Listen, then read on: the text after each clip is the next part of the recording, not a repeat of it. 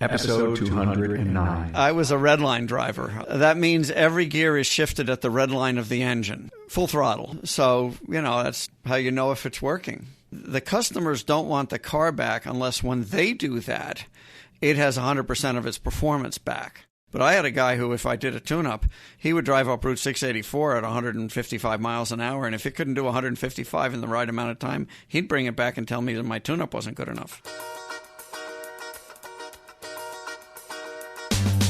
Welcome, aftermarketers, to On Point from Remarkable Results Radio and a special interview from an auto care industry professional. On Point. Hello, aftermarketers throughout North America and around the world. Carm Capriato here, and welcome to Remarkable Results Radio, the automotive aftermarket's powerful resource of online, on-demand content. Now, it's just like having Netflix for radio. And in this episode 209, I'm with Pierre Respaut, recorded live at the 14th Annual Big Event in Westchester County, New York. This episode is made possible by Federal Mogul Motor Parts. They are the reason you enjoy these interviews twice per week. When you need innovation and quality, you need Federal Mogul Motor Parts. Brands like Moog, Fel-Pro, Wagner Brake, Anco, Champion, Seal Power, FP Diesel, and more. They're the parts techs trust. Find out more at fmmotorparts.com. Hey, thanks to you, episode listens are growing, and I was wondering if you could do me a favor. There are many in the aftermarket that have not heard of the show or even know what podcasting is. You've obviously discovered the value of the insights, trends, and remarkable stories. Hey, would you share? Tell a friend? Well, I asked a while back for you to share, and you delivered. We have many new listeners because of you, and the power of the stories continues to find new friends. So let's do it again. Do a social post. Send the podcast URL, remarkableresults.biz, via email to a friend. Or if you're an insider subscriber, forward your newsletter to appear. And thanks. Hey, and don't forget to download your very own Remarkable Results Radio app for your Android or iOS. Go to your app store, just type in Remarkable Results Radio, and install the free app. You'll have every episode right at your fingertips, and it's your little secret stash of powerful content. Hey, today's show notes on Pierre Respaut is at remarkableresults.biz/E209. And a big shout out to new Facebook friends Roy Doral, James E. Wilson, Mike Racer, and Kenneth Fay, and to new LinkedIn connections, Mike Smith and Demetrius Antonopoulos. Hey, thank you all for your connections.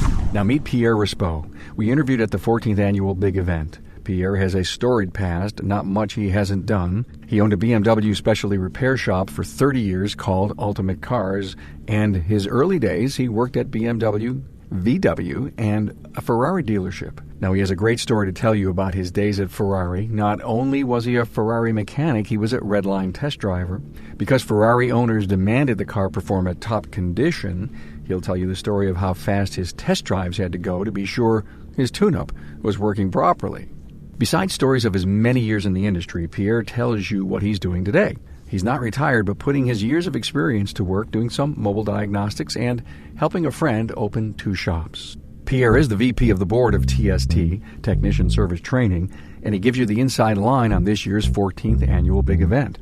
It has grown beyond their expectations and provides a strong one-day training venue that has participants from 19 states and Canada. Now enjoy the energetic Pierre Respaut. Here we go. Hey, I'm here at the big event in Terrytown. It's middle Westchester, very close to White Plains. It's a high population area. This is our first event in Terrytown. We used to be up north of here in Fishkill, but had outgrown that location. And we also wanted to be closer to the population center of New York City, the metro area. So now we can draw more people from Long Island, who traditionally had too long a drive, and from New Jersey. And we've gotten quite a new contingent from Pennsylvania because of this move. Glad to have you. Pierre Respaut, you're the Vice President of TST. Yes, I am, yeah. What an event. I mean, wow, there's 460-plus people. 460-plus attendees. We have 25 vendors. We are represented in the industry by people like Bosch, who make and sell parts, or Napa, who not only is there as a vendor with a booth, but Tom Rake is their presenter, their speaker, who's giving one of our seminars. We have Worldpac, which is a wholesale supplier to the industry. Yeah. And they also brought one of our speakers is Mark Warren, who's one of their teachers, one of their presenters for their technical training. A lot of the guests that I interview talk a lot about Worldpac training, and I actually can't wait to get a little, taste of Worldpac training. And the Napa guy out there, he's on fire. These are all extremely high-level, well-rated, and well-liked teachers and presenters in the industry. And Mark Warren has the unique credentials of having been one of the people who wrote the original OBD2 specifications. He was on the panel that wrote the code. Great to be listening to a legacy guy like that. Yeah, right. A lot of experience, but he's also a fantastic storyteller. He's got a million of them. He's very animated. So, Pierre, as the Vice President of TST, this nonprofit organization that brings this big event, the 14th annual, wow, I was here last year. I had a blast, and I'm so happy to be back. Your challenge every year is about continuous improvement in the training. We have several challenges. The quality of the training that's available to us is actually excellent. We have some very highly rated and very educated teachers. The problem has been selecting subject matter that is relevant and current and what attendees are going to want to hear and see. Stuff that's today. Too basic and we lose people.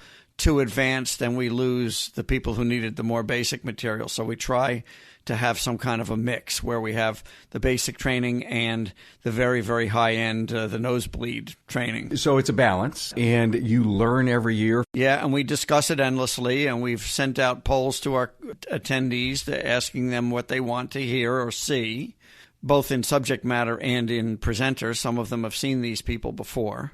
At the end, though, we have to make a decision, and, we pull the trigger on what we feel is the best mix. It's a fresh new slate here this year. Yes, this is a fresh new slate in several ways. Not only is the venue new, we've broken new ground as far as the number of people who've attended. Last year was a record for us as well. We had, I think, a little over 300 last year. This time we have something like almost 460, I think, for high fours. G. Trulia, your president, and G's been on before. We had him on in episode 70, and he was also on with us in episode 105 when we actually recorded last year from the big event. He was saying that you were having to turn people away. We had to turn people away this time, yes, because, there's two reasons for that. Well, number one, this room in its current configuration with tables and chairs, not just chairs, can only fit this number of people, the 460. And we had a lot of people calling at the last minute trying to get in. So the 460 limit is because of the configuration of the room.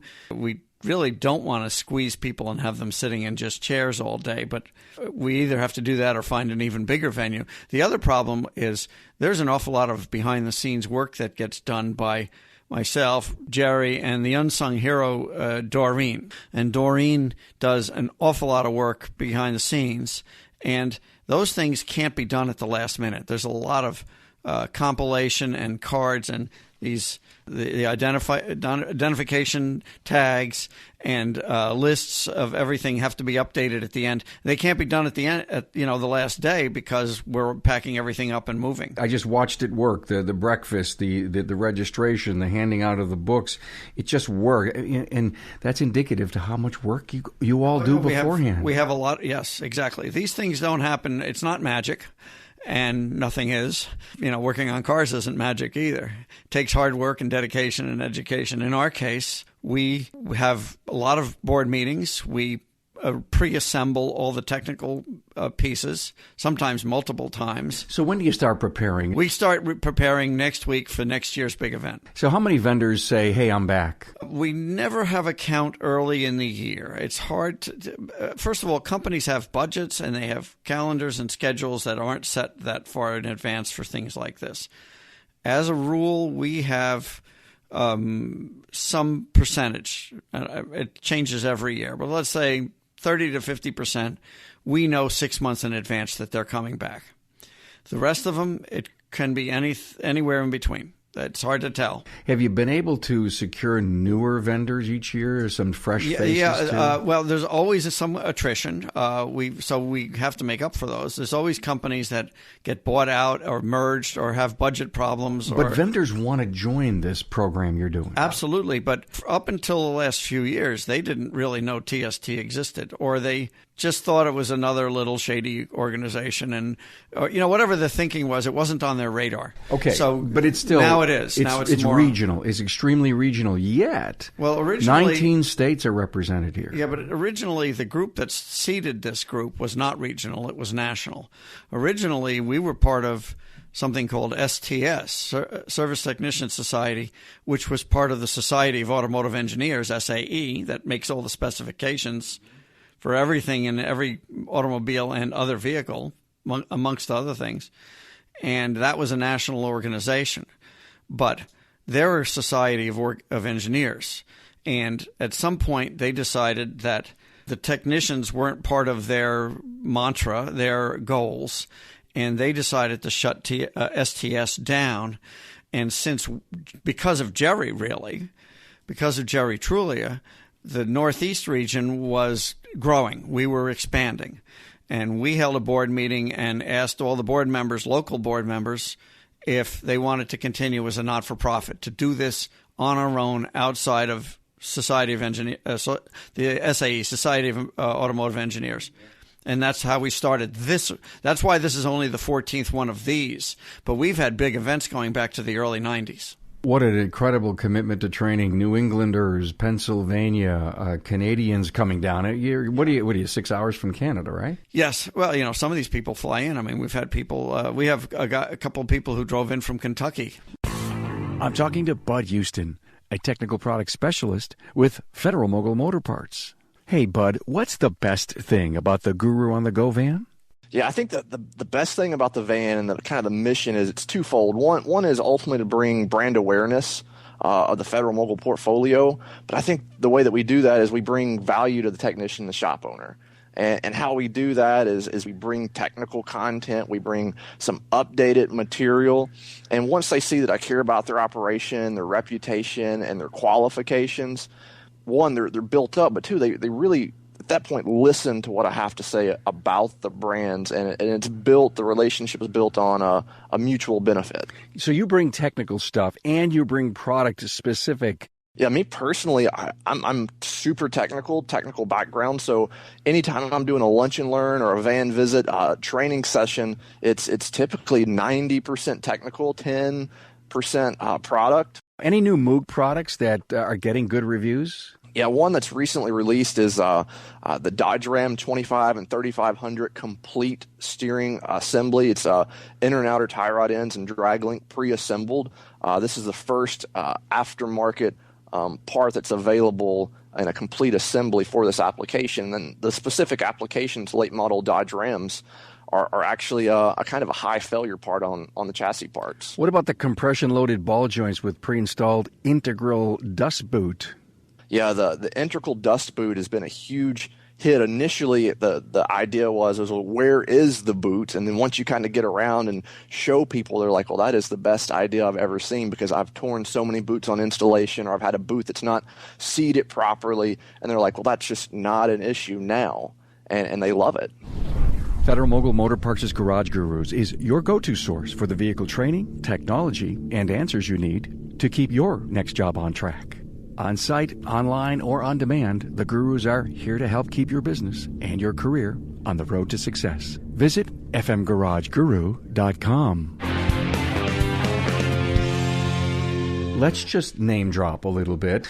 And I did a little writing here. I looked around the room, and there's people I'm sure I missed, but Donnie Cipher. Yeah, from Colorado ASA chairman. Yeah, with me on episode 30 and 33. John Anello, who anyone can Auto Tech hear. on Wheels, and has done a lot of training, by the way, even for us and for other people as well, and written articles for various magazines. He's going to be teaching at Automechanica this year. He told me he was excited to tell me he was on episode with me. I met him here, and then we did an episode after the big event last year, episode 137. Very animated, very smart. Very smart. One of my recent podcast interviews. Bill DeBoyer owns a shop, and I was mentioning the big event to him, and he closed his shop yesterday. I believe he brought his people, episode 185. Pete Meyer, of course. Yeah, Pete Meyer, who's not only been a tremendous supporter of TST, but, Motor Age is a national magazine, and there's a one hand washes the other aspect to that, of course, in that we supply him articles for the magazine, and we supply a venue for him to do.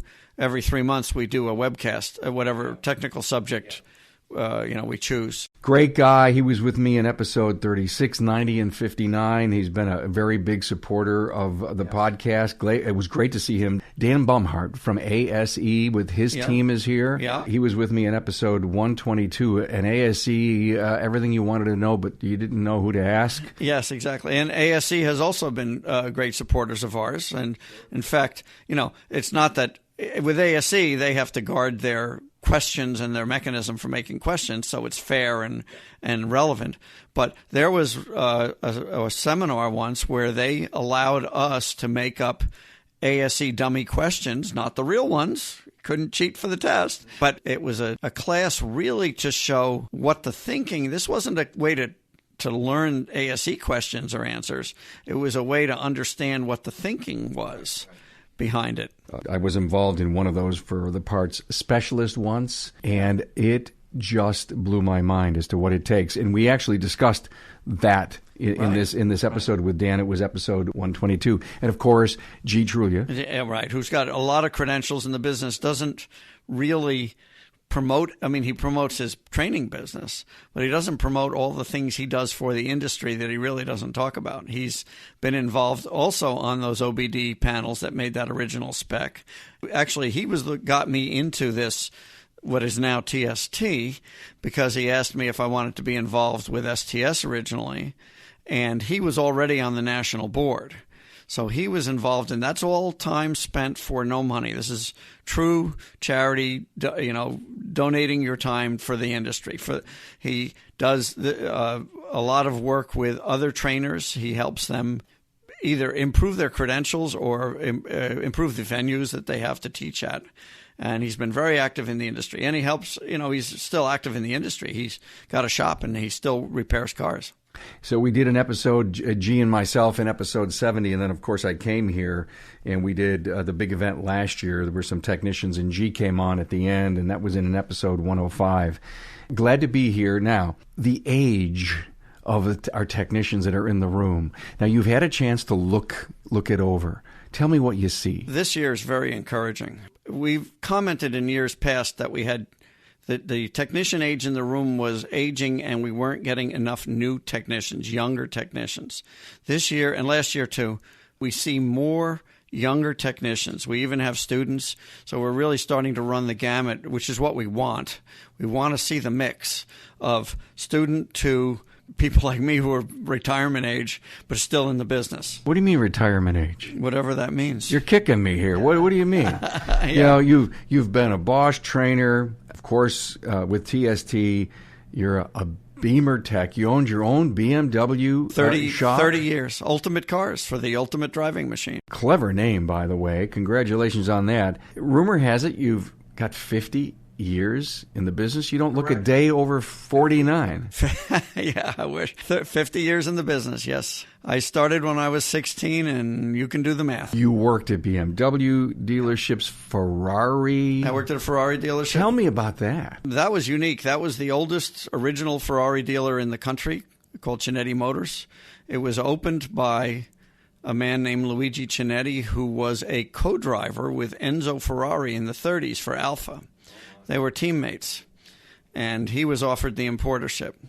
So I didn't really work for him because he had retired, but I met him, but his son was running the business. Very interesting, crazy, but interesting. Were you a tech on cars? I was a tech, yeah. I was a line tech. We didn't call ourselves techs back then. I was a line mechanic. Line mechanic, okay. Yeah, this was in the 70s. How many Ferraris would you see in a week that needed to have some TLC? Very few, because each car required a tremendous amount of time. It was not uncommon to spend 1 or more days on a single car. Why? Because everything is labor intensive. These cars usually didn't come in just for an oil change. First of all, the clientele who bought these vehicles tended to treat them like the race cars they are. Well, race cars require an extreme level of repair and maintenance. Was this in New York? This was in Greenwich, Connecticut. In Greenwich, Connecticut, okay. And where are the places in Greenwich, Connecticut that car could be opened up? Legally, none. We did have Route 95 right next to us, and we had Route 287 because it was almost in Portchester. It was almost on the New York line. So we had Route 287 available. But, you have to be careful because that car can go over the speed limit in first gear or second. So you've driven them, obviously. Oh, yes. Test drives were the fun part of it. Tell me about your most favorite test drive. Back then, I was a red line driver. That means every gear is shifted at the red line of the engine, full throttle. So, that's how you know if it's working. The customers don't want the car back unless when they do that, it has 100% of its performance back. I've had people who run up 684 doing, actually that was a BMW story, but I had a guy who, if I did a tune-up, he would drive up Route 684 at 155 miles an hour, and if it couldn't do 155 in the right amount of time, he'd bring it back and tell me that my tune-up wasn't good enough. So it's a different criteria from most people. How do you deal with that? Well, I wasn't going to go 155, so I just had to, tune it the best I could and go based on whatever data I could test to see where it was a little off. These are matters of degree. It's almost perfect. Little mini slices of change. Yes, mini slices of change. Very, very small corrections. How much fun was that? And then that got you into what? When did you fall in love with working on BMW? Actually, before Ferrari. I had worked at a BMW dealer in the early 70s before Ferrari. And I really only left because they didn't want to pay me as much money as I wanted, of course. And I had worked for another shop, a guy who owned a fleet of taxi cabs and had a general repair shop. Didn't have enough money to really start a whole shop, so I sublet part of a shop, and it wasn't working out. So that's when I got the offer to go to Ferrari. By the time I was done with Ferrari, I was able to afford to start a shop. Were you in your 20s, 30s? I was in my 20s. I was in my 20s.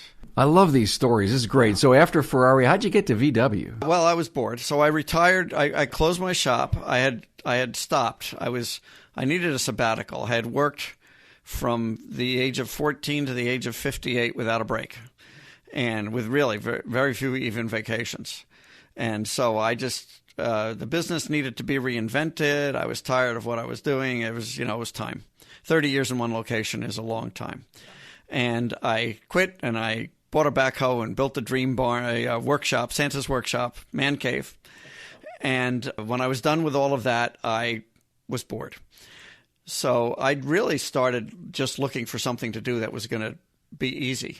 And I answered an ad for a service writer at this dealer, but I sent them my resume, and they kind of went, oh, wait a minute. We don't really want you to be a service writer.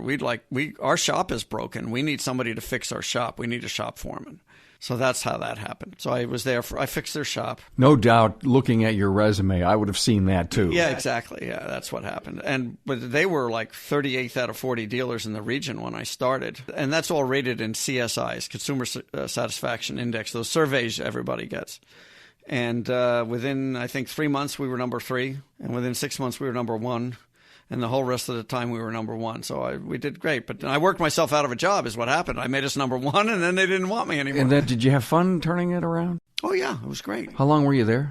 It was like 2 years. And then all of a sudden, hey, thanks for putting us Don't on the straight and narrow. Yeah, and don't let the door hit you on the way out. They actually made a mistake because they did not do that in an orderly way. And when they didn't prepare anybody. And because of that, they had a near riot when they told the crew that they had kicked me out. And within about 5 or 6 months, they lost almost everybody. I think there were only 2 or 3 people left. You told me a really funny story about your house and the neighbors that owned BMWs, and they were a little concerned about, was it the man cave you were building? Yeah, the man cave. Yeah, they were concerned that I would turn it into a commercial enterprise, and they didn't want a commercial enterprise in a residential area. So every one of them, or most of them, came over to me while I was building it and asked something to the effect of, "You're not going to work on cars here commercially, are you?" And I said, no, my intention was to do this for myself. But human nature being what it is, little by little, almost every one of them came to me and asked for help on a car. There's a BMW car. I own one. Ooh. Yeah, and we have an expert across the street. I know. Maybe Pierre can help me so someday. I've helped them all over the last 7, 8 years. So Ultimate Cars, your BMW company. How long did you own it? 30 years. And then you got bored. You built your man cave. Then you went to the VW dealership. Yeah, I went to well, that was really just something to do. Hard to repair BMWs? That's an interesting question. I think there's a shoe that fits everyone, and so for me, it seems intuitive, and there's obviously something warped there. A French guy working on a German car, but it fits. It works for me. And other people find them totally infuriating. I don't like the Volkswagen Audi line nearly as much as I like BMW, but there are other people who just love them. There's a philosophy that goes into the design of these products. And if your brain works in line with that philosophy, you're going to have a lot easier time than if there's a conflict. Are they the ultimate driving machine? I think so. I love them. And they're also very safe. They don't push this very much, but they've been really rugged in crashes. One saved my wife's life years ago, absolutely. Of course, it was my favorite car that I had just spiffed up perfectly, but what are you going to do? But it saved her life. And so that's something they don't really push as much as some other manufacturers, but they're very crash safety, and the company is rabidly fanatical about crash safety designs. So, Pierre, what are you doing now? I mean, are you totally retired? What are you working on? No, there's no such thing, actually. I can't. It's not possible for me to really So retire. There is life after partial retirement. Correct. So, besides TST, even though I have not pursued it, I have a little bit of a mobile diagnostics business. I have some shops that call me up when they're in trouble. Do they call you out for BMW only? No, that can be anything. It's all diagnostics. It's not, simple problems. It's usually something that's had a lot of parts thrown at it and they're tearing their hair out and they can't figure it out. Let's call Super Pierre. Yeah, that's it. The bottom line is, so I do that. I did last year for a while work for Adam Varney at his shop because he had a customer who was a collector who had passed away, and he had a large collection of exotic cars. And Adam knew that I had worked on these Ferraris and other exotics back in the day. He called me and asked me to help on that. So I did a lot of work on those vehicles. They were what I call sitting damage, vehicles that sit too long in storage without properly being prepared, have all kinds of problems. So we brought a lot of those cars back so they could be auctioned off one by one. Some of them were very expensive. I mean, I didn't really work on the Mercedes too much, but there was a Mercedes 300 SL that went for practically $1 million. The Ferrari Daytona was not the best example out there, but I think it went for 800 or so. But it would have been worth more. I think it was only 750 actually, but it would have been worth more if it had been a real flawless example. When you're working on a car that's worth $1 million, or you're hanging around that group, are you in awe of that? There's a little more trepidation in my case. I mean, I worked on these vehicles when they were new, when they were only worth $20,000 or $30,000, and which was a lot of money in the 70s, by the way. You have to be careful. First of all, I'm careful around anything I work on, so that's not really different. There's a different level of care. You can't drive. Those vehicles have to be driven hard and yet not hard. It's a fine line. You can't be crazy. What do you mean not hard? You work them up to speed slowly. You warm them up for 45 minutes before you drive them. We may run up a road, only on real highways, whatever, with a lead and a chase car, somebody to keep. And if there's any traffic, you don't do it. Things like that. It becomes more involved. And the work itself is actually not as difficult as a modern car in some ways. There's a lot less technology. There's very little technology by today's standards, but it's very mechanical, and parts are not always available. So sometimes you get into manufacturing things. It becomes a lot more of a craft. You're actually going to go out and get something machined? Oh, yeah, we make stuff. You have to. But you can't go to Italy and get stuff? They won't make it anymore. They're past that. Company's been bought and sold, and that stuff's not available. And those cars were handmade anyway. So they were making molds and casting X number of pieces before they broke up the mold and made another mold for something else. And the bodies were hand-pounded over wooden forms, so no two are alike. And I don't do body work, but the body guys that have to deal with those cars are unbelievable artists. What else you doing? I have a guy who used to be an apprentice of mine who's here today, actually, at the big event, but he's opening a couple of shops, one in Pittsfield, Mass., and one in Brookfield, Connecticut, and I'm helping him get that started. And, I get calls for other things. And I haven't really done teaching lately, but I've done that too. You were a Bosch trainer, right? I was a Bosch trainer. That was a contract deal, so I wasn't like a Bosch employee training full-time. It was a program they ran, and I had to fly around the country to provide training wherever they had booked it. So Monday through Friday, what do you put in, 3 days a week on an average? Oh, no, I'm working almost every day. How exciting to have, if you will, grown into such a fun, different, exciting level of your career. It's actually much less stressful than owning my own business. Some ways more satisfying, some ways less satisfying. I miss the rapport with my regular customers, and I felt a tremendous loyalty to them. I mean, I really should have closed my doors 2 years earlier, but I didn't want to abandon the good guys. I really wanted to run away from the bad ones. Yeah, firing customers, right? Firing customers, that's correct. It's a two-way street, and respect has to go both ways. And if I'm behaving like a professional, which I always attempt to do, hopefully I'm always successful, then I expect to be treated as a professional. So that goes both ways. A few of my loyal fans have reached out and said, let's just do some interviews about where people's evolution of their job has gotten them.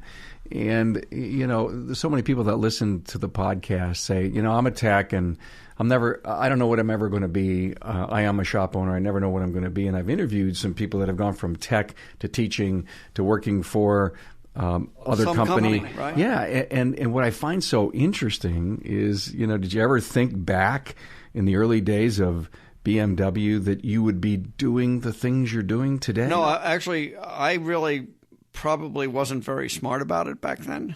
I wasn't planning long-term what I wanted to do. Friends of mine or family would ask me, well, how long are you going to do this? Because I had a business degree and I had other credentials I could have used in other areas. And I said, until I stop having fun. And basically, I stopped having fun. So that's when I closed. Are you having fun I'm having fun now. So you had to go out and find some new fun. Yeah, I had. And I like a challenge. So one of the things that makes somebody want to diagnose things as opposed to just, changing parts or whatever is kind of a natural curiosity. If I was asked by somebody young what to do, I would say, be curious. Be a kid. Ask why a lot. Why does that do that? Why is that happening? How does that work? If you're not curious and you're not asking why, you'll never know the answer. Also, nobody knows everything. God knows everything, but we don't. So the bottom line is, in any situation, you can always learn more, and you're always going to be stymied by something.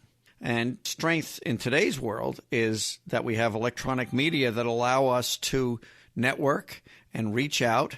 We have YouTube and Google and things like that, but I'm talking about more personal things. One of the strengths of the big event, and of TST actually, is that we meet people at these events and we get each other's phone numbers and contact information. And when we have a problem, we have people to reach out to instead of being lost. So that's actually a strength of this type of organization. It's also a strength of other things. IATN, Scott Brown is here today. That's one of the reasons IATN grew. That grew up out of a CompuServe Chat for Techs, I think it was called. I was a member of that a long time ago. But that grew out of that. It was an effort by people who were looking to the future to network. What a beautiful conclusion to our discussion. And I love where you actually took it. I was going to ask you, what advice would you give to young people? Never stop learning. When you, it's a different field, but when somebody gets a pilot's license, the classic line that the examiner gives the new pilot when that person passes the flight test, they hand him a temporary license and they say, "This is your license to learn." And so not go get 'em, boy, you know what you're doing. This is your license to learn. And I think that is a wonderful philosophy for our whole world, certainly the automotive business, that once whatever credentials you have, however far you've gone, however much education you've gotten, there's always more to learn. And really what you've just done is taken the baby steps when you get that diploma or whatever. So you have to be so proud of what is sitting out in the ballroom, going through that education. I don't know if pride is it. I'm relieved, but I'm very happy. I actually went out and I met an awful lot of young people coming up from college to attend here. Yes, and that's one of the things that's begun only the last couple of years. This really didn't happen, 5-8 years ago. We were, as we discussed earlier, it's wonderful to see them coming to something like this because, well, for one thing, it opens their eyes to the continuing education nature of this, but also it gives them a chance to network, and it makes them feel part of something bigger than just whatever shop they're going to end up in. Makes them feel like they're part of the community. Man, I have so enjoyed this. Thank you for all the TST information, and thank you for the great stories. You're quite welcome. Well, my wife says that my brain is an encyclopedia of useless information. No. But of course, it's only useless if you don't use it. Thank you so much, Pierre Respaut, for being in the interview today, man. Thank you. Thank you so much, man. Hey, Aftermarketers, thanks for joining. For an in-depth episode experience, don't miss the show notes for this episode with Pierre Respaut, the VP of the Board of Technician Service Training. Find them exclusively on the show's episodes page at remarkableresults.biz/E209. Hey, it was great to hear the stories from one of our industry's legacy shop owners, trainer, and technician. Don't forget to pay it forward to an industry peer, send the episode link, and let's get a new wave of podcast listeners registered and downloading the podcast app. And don't keep it a secret. Just think, the more your friends listen, the more you can share your thoughts about every show and build your own Insider Podcast Network. Hey, by the way, it's always great to hear from you. Send me an email, carm@remarkableresults.biz, that's B-I-Z, or head over to the contact page on the website. Thanking you always for your continued support. Thanks for being on board to listen and learn from another inspiring aftermarket professional. Until next time.